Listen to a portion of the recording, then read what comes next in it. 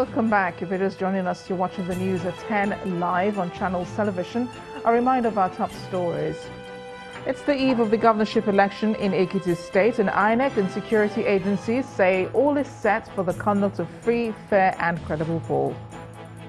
Members of the APC faction in Kaduna State, headed by Senators Othman Hunkuyi and Shehu Sani, reportedly dumped the ruling All Progressives Congress.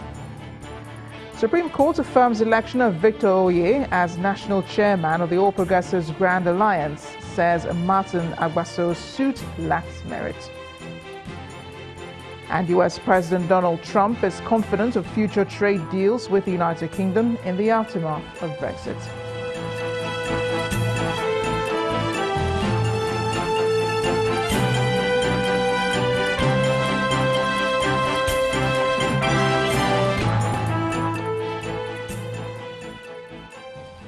ChannelsTV.com has more information for you, and on YouTube.com/channels, where we can watch our videos. Watch us on your mobile device via your browser, or download the Channels TV app for Android, iOS and Windows devices from their respective stores. Besides giving you access to news updates on the go, the Channels TV and Channels 24 app have an eyewitness feature that you can use to share pictures, videos or news of happenings around you. Just install the app, then tap and swipe to reveal the menu and follow the instructions. The Supreme Court has affirmed Mr. Victor Oye as the authentic national chairman of the All Progressives Grand Alliance. In a unanimous judgment by a 5-man panel of justices, the Apex Court dismissed an appeal filed by a faction of the party led by Mr. Martin Agbaso. Justice Sidi Bagay, who delivered the lead judgments, upheld the August 16, 2017 verdict of the Court of Appeal in Enugu, which vacated the order of mandamus that directed the Independent National Electoral Commission to relate with and to recognize Agbaso as the authentic national chairman of APGA. The court said its decision to affirm 2 appellate court judgments that were delivered on August 15th and 16th, 2017 is based on needs to do substantial justice without delving into technicalities. Justice Bagay said the court was duty-bound to look beyond some technical blunders and determine the case on its merit.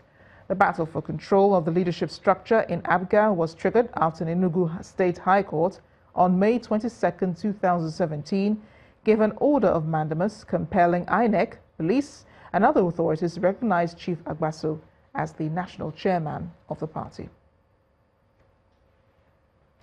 Bayelsa State Governor Seriake Dixon has taken a swipe at President Muhammadu Buhari for saying those clamoring for restructuring of Nigeria are nursing parochial agenda, contending that such position is a threat to the nation's stability, prosperity and development. He explains that the advocates of restructuring are those who want the enthronement of true federalism, devolution of power from the center to the federating units, and stabilizing Nigeria. Dixon made these remarks while delivering a lecture on the theme Restructuring and the Search for a Productive Nigeria at the Obafemi Awolowo University, Ile-Ife in Osun State. He maintains that advocates of restructuring were the genuine patriots, passionately committed to the healthy growth of the country and peaceful coexistence of all the nationalities constituting Nigeria. Talking about restructuring, want a stable Nigeria, a Nigeria that works. We want a Nigeria that works. We don't want a Nigeria that you think from your comfort zone has confer advantages on people. And you think that the best thing to do is to maintain those unfair advantages. We want a Nigeria of equal citizenship. A Nigeria for the big as well as the small. A Nigeria for the many as well as the few. A Nigeria that can protect its people. A Nigeria that we Nigerians will be proud to come home any day.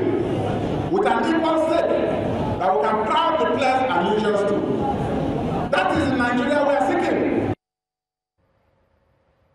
Let's bring in Linda Kigbe in Abuja, who has more on the news at 10. Hi, Linda. Hello, Amarachi. Welcome to Abuja. The Edo State Police Command says it is carrying out investigations into the circumstances that led to the electrocution of a 13-year-old GSS 3 secondary school students on Thursday in Benin City, the Edo State capital.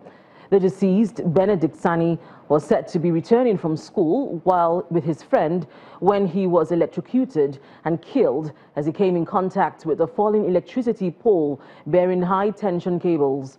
Although the incident, which led to a violent protest by his colleagues, has been brought under control, the police and the management of the Benin Electricity Distribution Company say they are carrying out thorough investigations to unravel what actually transpired.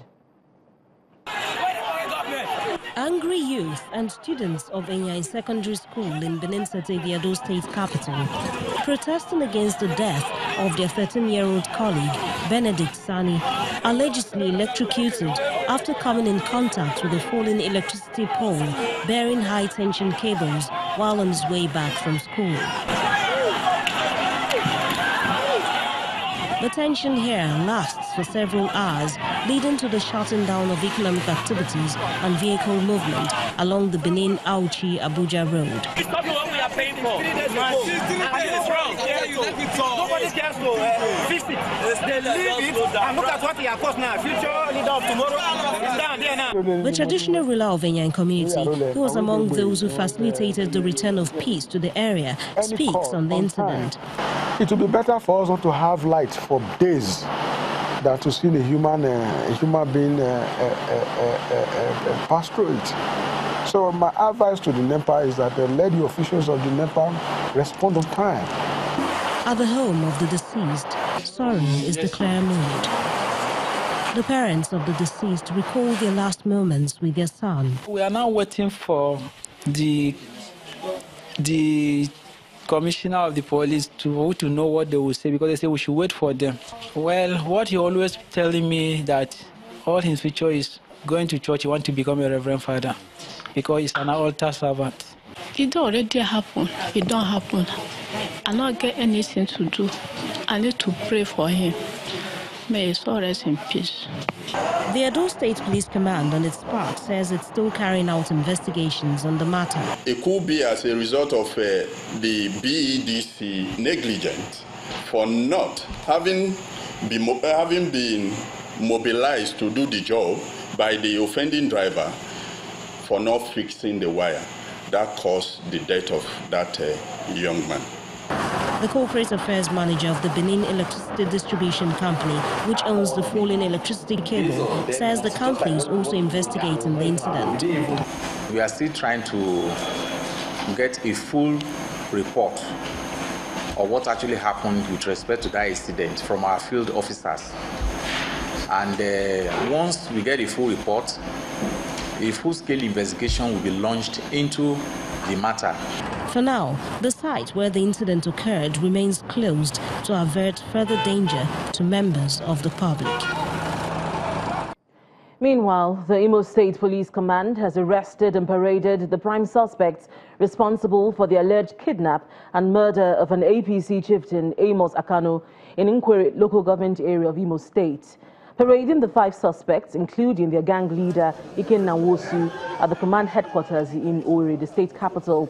The Commissioner of Police, Dasuki Galadanchi, says the suspects were trailed and apprehended when they were about to receive the 2 million naira ransom demanded from the relative of a late APC chieftain.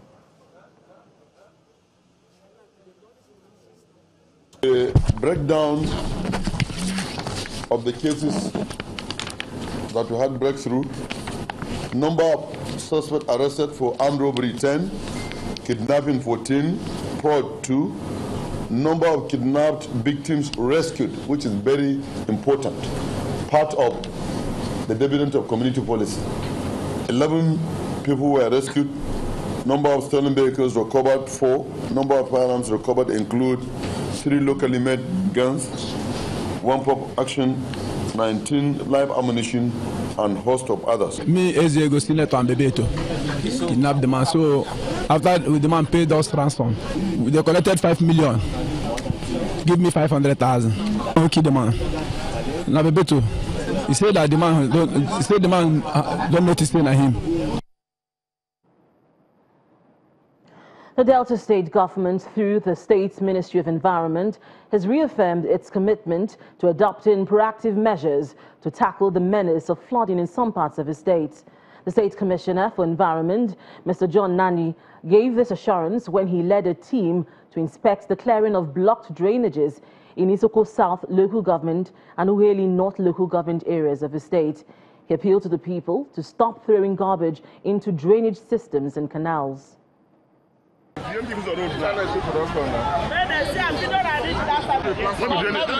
Delta State, like other states in riverine parts of the country, is prone to floods, clearly because it is surrounded by various bodies of water, including streams, creeks and rivers, and adjoining seas, among others.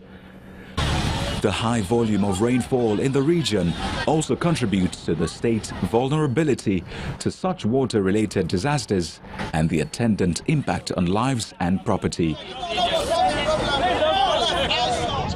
The Delta State government is leaving nothing to chance. In addition to ongoing construction projects, the Ministry of Environment is opening up water channels in different parts of the state to allow free flow of water.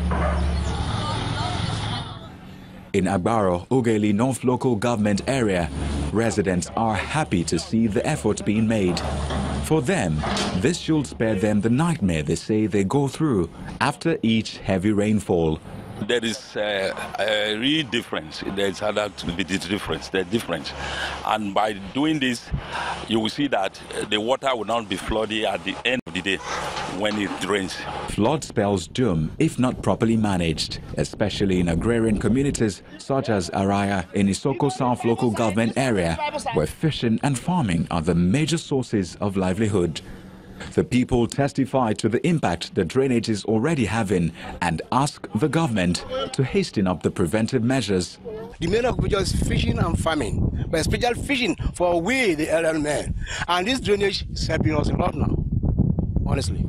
For the Commissioner for Environment, the flood control operations aim to not only prevent disaster in the state, but also to protect the land resources in order to ensure the socio-economic well-being of residents. Every year, we go around visiting drains and opening canals.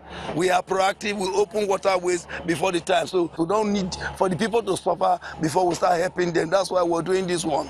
The exercise of opening of natural waterways, clearing and evacuation of blocked drainages is being replicated in Jesse, Ogara, as well as other flood-prone areas in the state. When the News at 10 returns, Financial Reporting Council of Nigeria holds public hearing on Nigerian Code of Corporate Governance to promote the ease of doing business. Please stay with us.